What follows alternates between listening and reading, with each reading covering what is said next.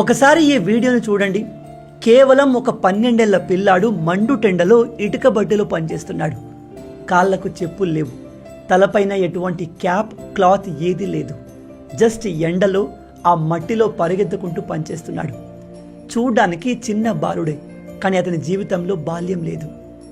ఇప్పుడు ఈ ఫోటో చూడండి. సేమ్ అదే ఏజ్లో ఉన్న ఇంకో పిల్లోడు మంచి కంఫర్టబుల్ చైర్లో ఏసీ రూమ్లో కూర్చొని చదువుకుంటున్నాడు. లైఫ్లో ఒక డ్రీమ్ పెట్టుకొని దానికోసం ప్రిపేర్ అవుతున్నాడు.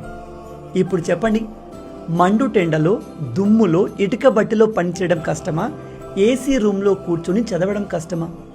ఈ రెండింటిని కంపేర్ చేస్తే అసలు చదువు అనేది కష్టమే కాదు. కానీ ఇప్పటికీ మన దేశంలో ఎంతోమంది పిల్లలకు చదువుకునే అవకాశం లేదు. ఎందుకంటే వాళ్ళ ఆర్థిక కుటుంబ పరిస్థితులు అలా ఉంటాయి.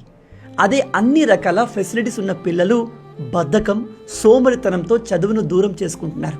గుర్తుపెట్టుకోండి, మీకు మీ తల్లిదండ్రులు చదువుకోవడానికి పంపిస్తున్నారు, మంచి స్కూల్ కాలేజీని ప్రొవైడ్ చేస్తున్నారు, మీకు కావలసిన అన్ని అవసరాలు చూసుకుంటున్నారు అంటే అది మీకు దేవుడు ఇచ్చిన అతిపెద్ద వరం.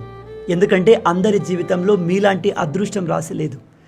ఎండలో పనిచేస్తున్న ఈ పిల్లాడికి కూడా చదువుకోవాలి అనే ఆశ ఉండొచ్చు. తను కూడా బాగా చదువుకొని జీవితంలో సక్సెస్ అవ్వాలి, ఉద్యోగం చేయాలి అని ఆశపడుతుండొచ్చు. కానీ అతని దురదృష్టం, కుటుంబ పరిస్థితులు, ఆర్థిక పరిస్థితులు తనని చదువు నుంచి దూరం చేసేశాయి. కానీ మీరు ఇలాంటి అదృష్టవంతులైతే, మీ తల్లిదండ్రులు మీకోసం ఏదైనా ఇవ్వడానికి రెడీగా ఉంటే దయచేసి అలాంటి ఒక గొప్ప అవకాశాన్ని వదులుకోకండి. ఎందుకంటే మళ్ళీ చెప్తున్నాను, చదువు అనేది కష్టం కాదు, అది మీకు దేవుడు ఇచ్చిన ఒక గొప్ప అవకాశం. ఈ అవకాశం గుడిసెలో ఉన్న పర్సన్ని కలెక్టర్ చేయగలదు, రోడ్డు పైన చెప్పులు కుట్టేవాడిని దేశంలోనే ఒక గొప్ప సైంటిస్ట్ని చేయగలదు. అందుకే మీకు చదవడం కష్టం అనిపించిన ప్రతిసారి ఈ 2 ఫొటోస్ని చూడండి. ఈ వీడియోని ప్రజెంట్ చదువుకుంటున్నా లేదా కాంపిటేటివ్ ఎగ్జామ్కి ప్రిపేర్ అవుతున్నా మీ ఫ్రెండ్స్ అందరితో షేర్ చేయండి.